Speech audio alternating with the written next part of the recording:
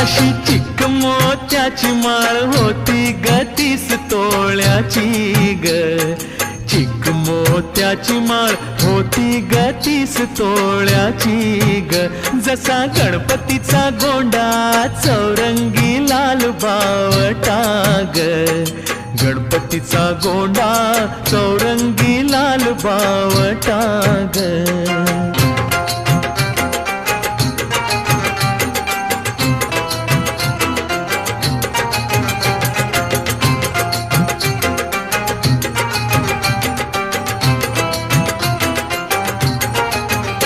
या चिकमाळेला रेशमी मौचार दोराग.